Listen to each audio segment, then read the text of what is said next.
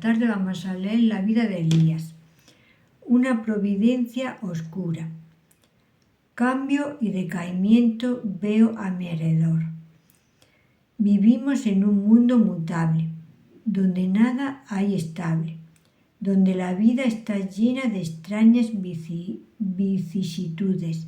No podemos y no debemos esperar que las cosas nos sean fáciles por algún periodo de tiempo mientras estemos de paso en esta tierra de pecado y muerte.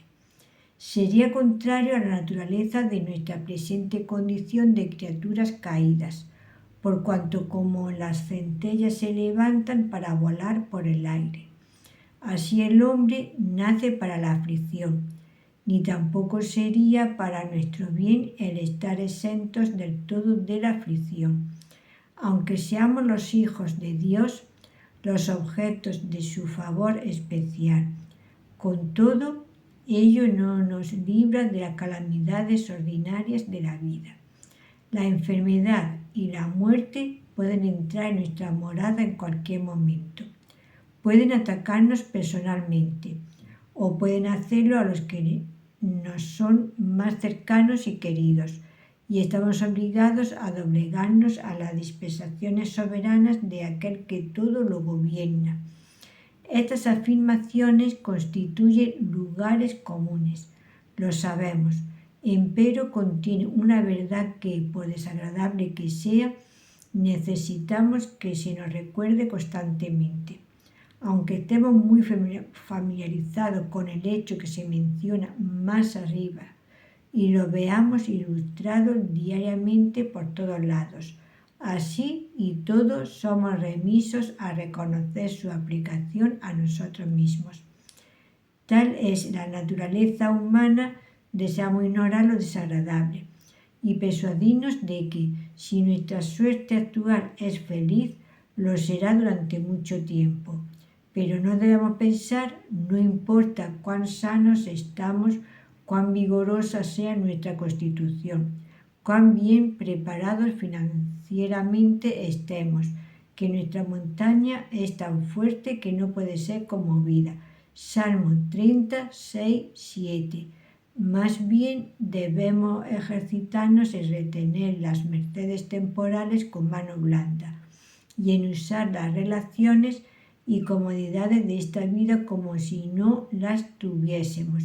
1 Corintios 7:30. Recordando que la apariencia de este mundo se pasa.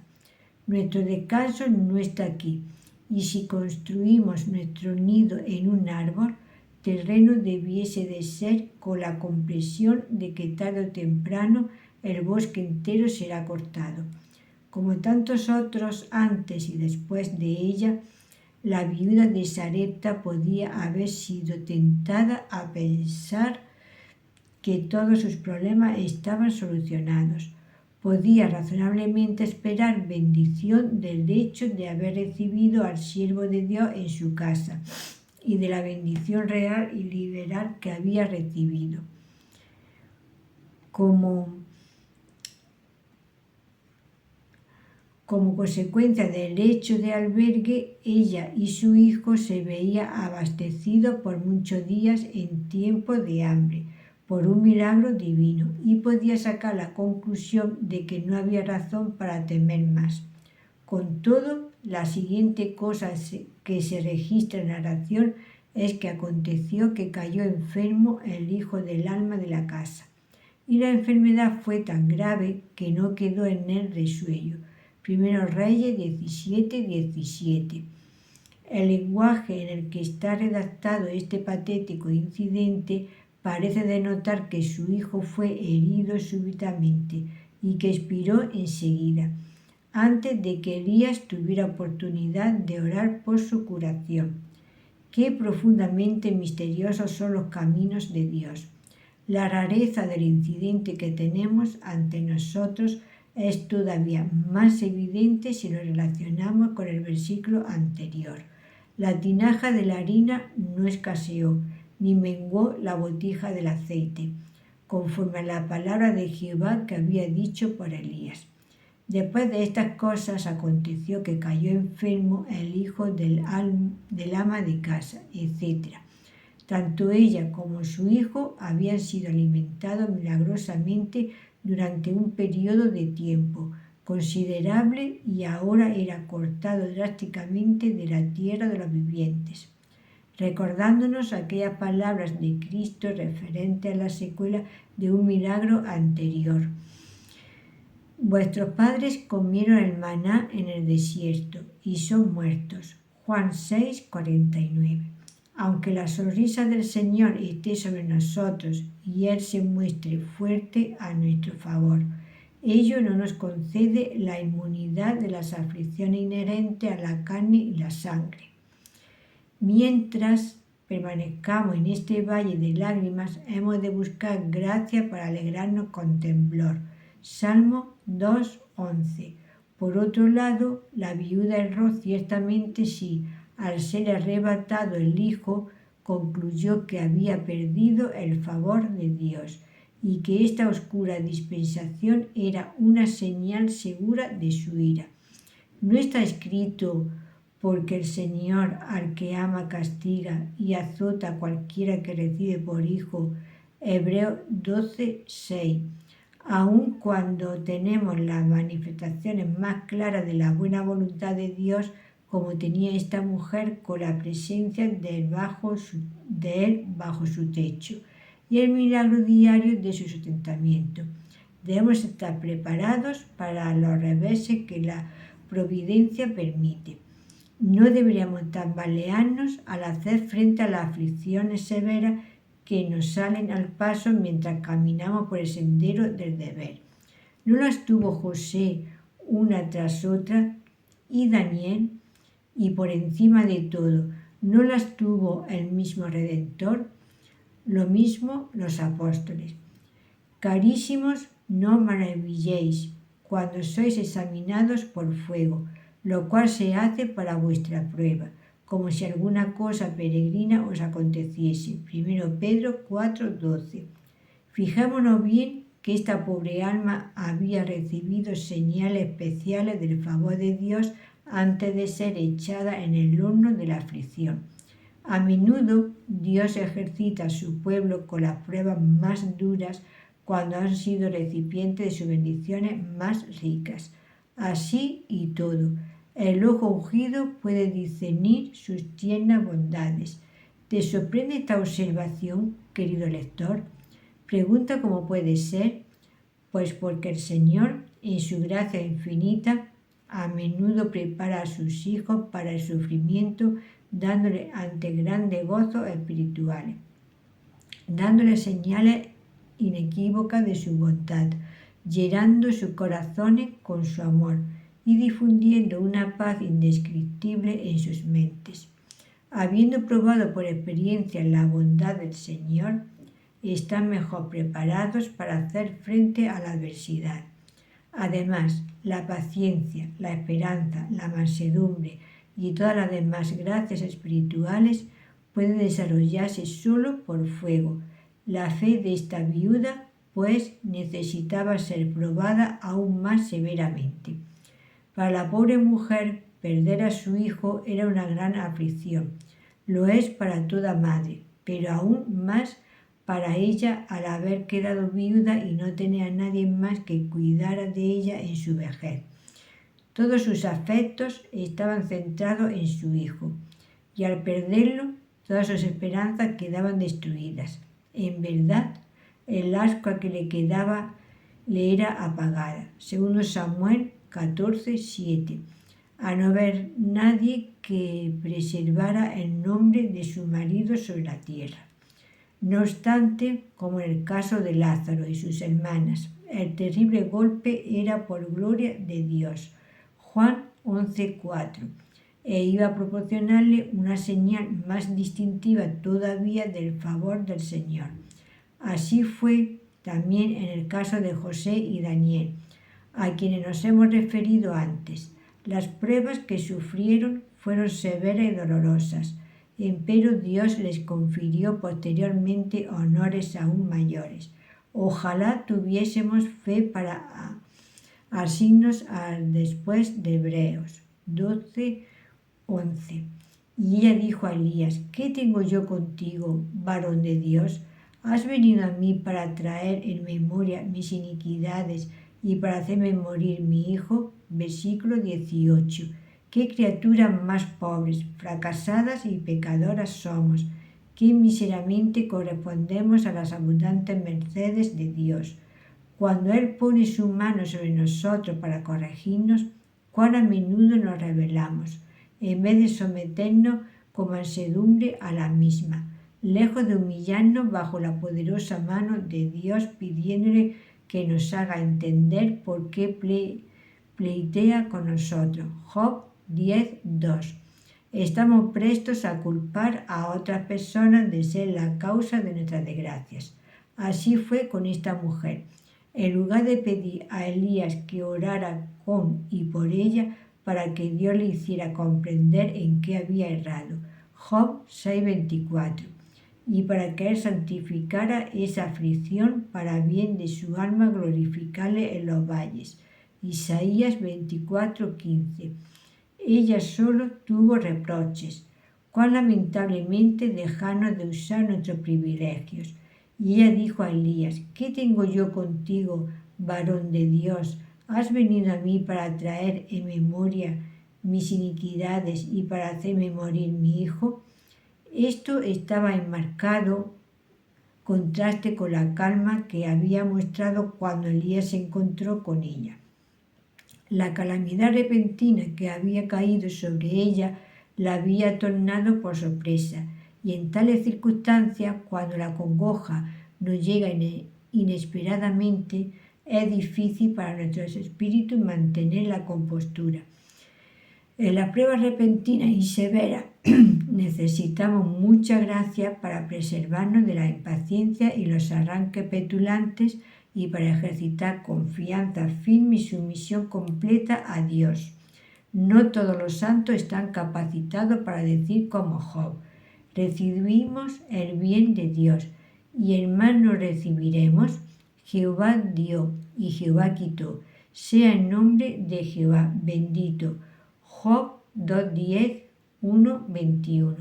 Pero, lejos de servirnos de excusa, este fracaso debe llevarnos a juzgarnos a nosotros mismos implacablemente y a confesar con contrición tales pecados a Dios. La pobre viuda estaba profundamente desesperada a causa de la pérdida que había sufrido, y su lenguaje a Elías era una mezcla extraña de fe e incredulidad, orgullo y humildad. Era la explosión inconsciente de una mente agitada, como nos sugiere su naturaleza incoherente y espasmódica. En primer lugar, le pregunta: ¿qué tengo yo contigo? Es decir, ¿qué he hecho para disgustarte? ¿En qué le he ofendido? Hubiera deseado no haber fijado jamás los ojos en él, si es que era responsable de la muerte de su hijo.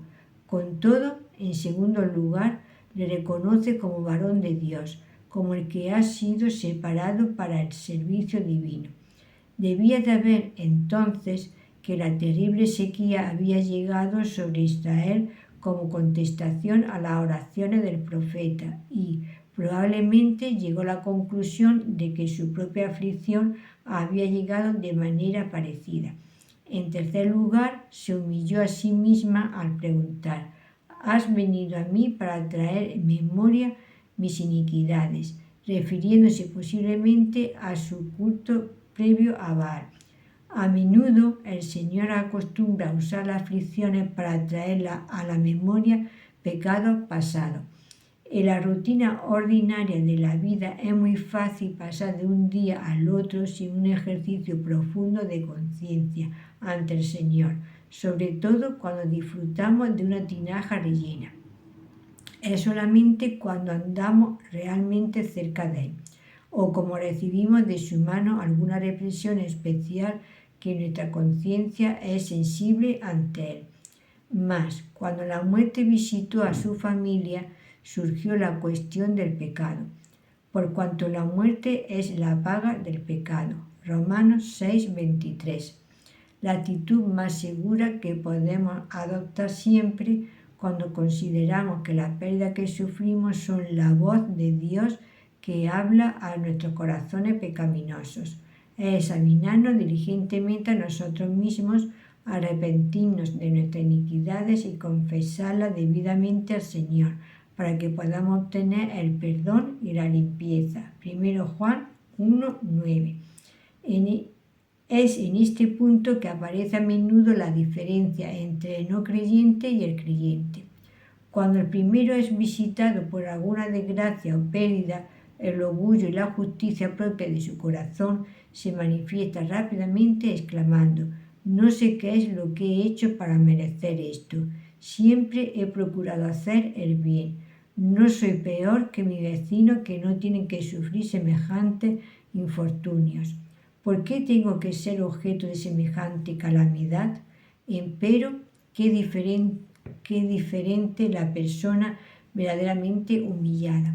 Desconfía de sí misma porque se da cuenta de sus muchas faltas y está dispuesta a aceptar y temer que ha desagradado al Señor.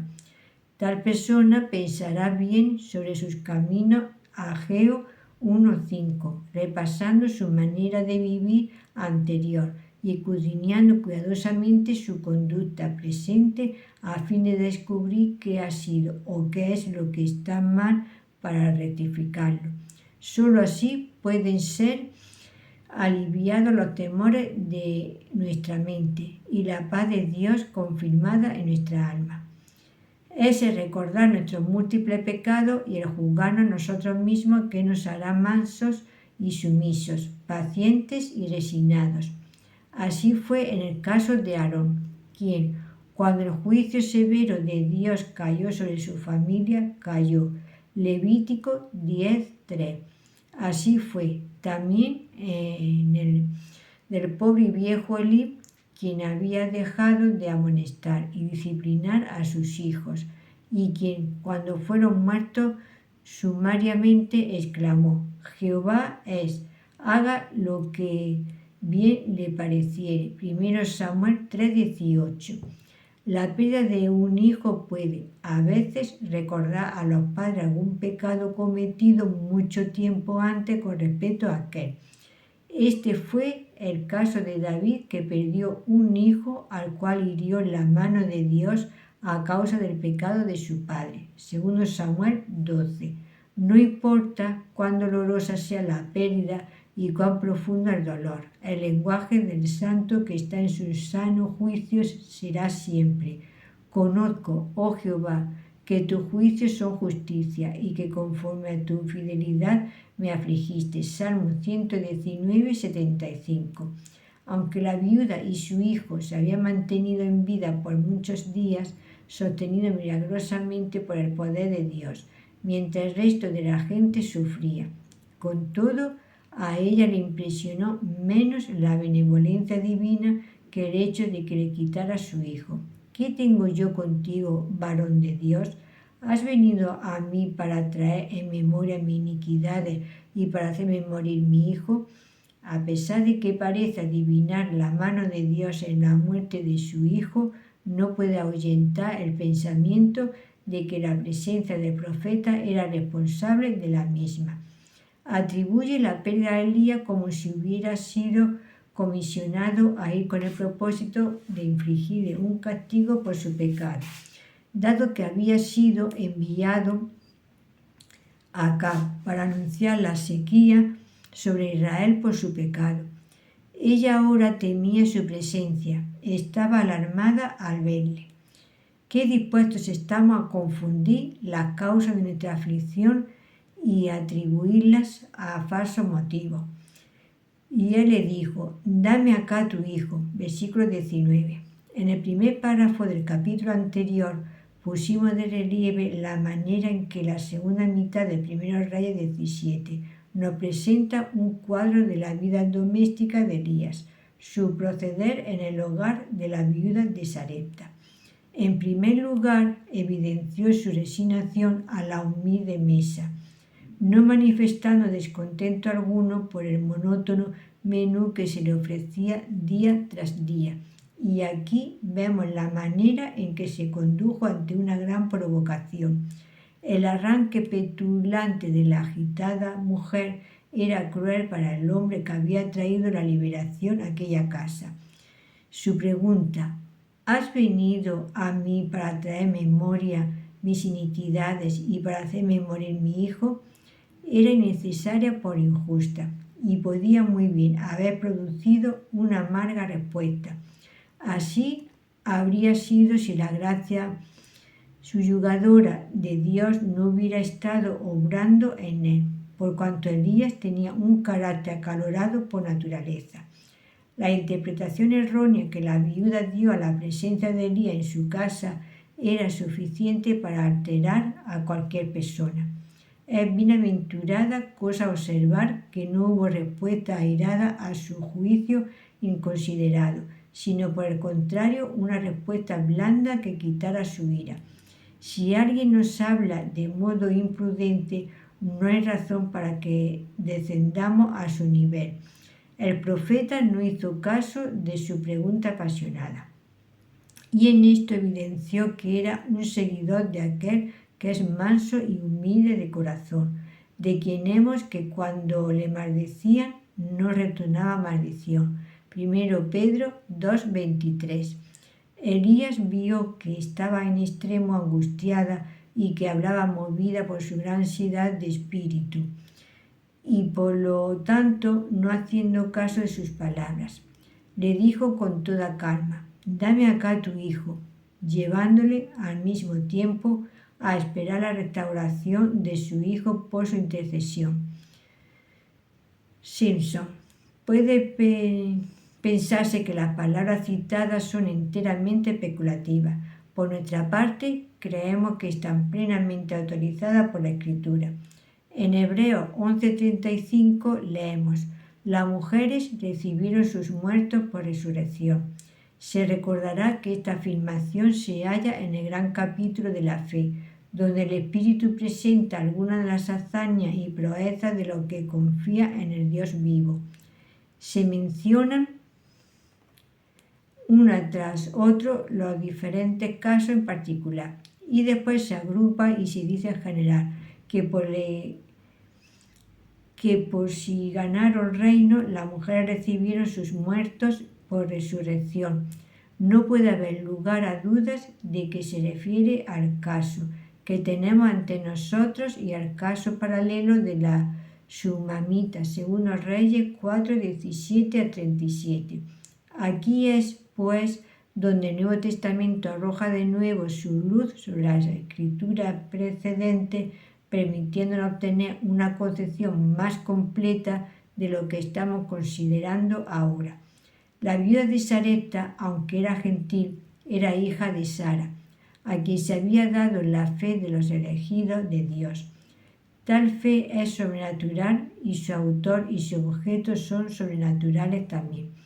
No se nos dice cuándo nació esta fe en ella, aunque fue probablemente mientras Elías moraba en su casa, por cuanto la fe es por el oír y el oír por la palabra de Dios. Romanos 10:17. El carácter sobrenatural de su fe se evidenció en los frutos sobrenaturales, porque fue en respuesta a su fe, así como la intercesión de Elías, que su hijo le fue restituido. Lo más notable del caso es que, por lo que se menciona en la palabra, no había habido anteriormente ningún caso en el que a un muerto le fuera devuelta la vida. No obstante, aquel que había hecho que no escaseara un puñado de harina y que no disminuyera un poco de aceite en la botija, sustentando a 3 personas durante muchos días, podía también resucitar un muerto. La fe razona de esta manera. No hay nada imposible para el Todopoderoso. Puede objetarse que la narración histórica no hay indicación de que la viuda tuviera fe en la restauración a la vida de su hijo, sino más bien lo contrario. Es verdad, pero aún así esto no se opone a lo que hemos afirmado anteriormente. Nada se nos dice en el Génesis acerca de la fe de Sara en concebir simiente. sino que lo que se menciona es el escepticismo. ¿Qué hay en Éxodo que sugiera que los padres de Moisés ejercitaban su fe en Dios al poner a su hijo en la arquilla de juncos? Empero, véase Hebreos 11:23. Nos veríamos en un aprieto para encontrar algo en el libro de los jueces que sugiera que Sansón era un hombre de fe, mas en Hebreos 11:32 está claro que lo era. Así pues, si no se nos dice nada en el Antiguo Testamento acerca de la fe de la viuda, notemos también que las duras palabras que dirigió a Elías no se registran en el Nuevo Testamento, como tampoco la incredulidad de Sara ni la impaciencia de Job, porque estas fueron borradas por la sangre del Cordero. Si te ha gustado, le puedes dar a la campanita y un like y sígueme. También podéis seguir en TikTok como Las Cosas de Abby. Mi nombre es María Virtud de Berenguer Segura.